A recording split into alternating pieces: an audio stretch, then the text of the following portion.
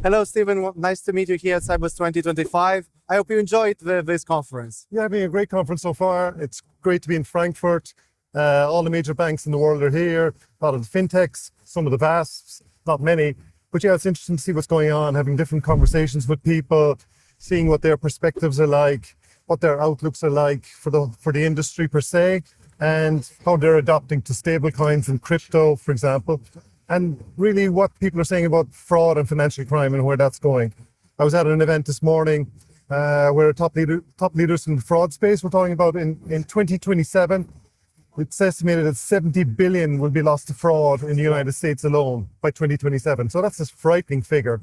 So really I'm talking to people, what are we as societies, as governments, as regulators, as banks doing to prevent all that fraud from happening?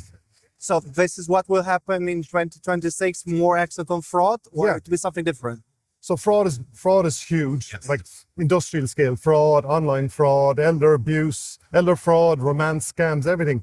So it's AI powered. So yeah, banks and fintechs and VASPs are using AI to try and screen for fraud, but the criminals are using AI as well.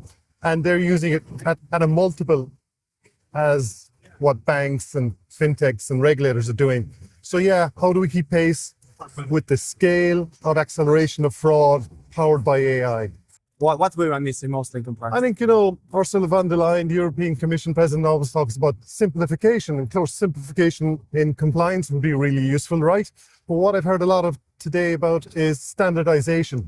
So, different regions have different standards. They don't all speak the same language. Systems don't shake hands with each other. So yeah, standardization when it comes to AML and fraud will be really useful.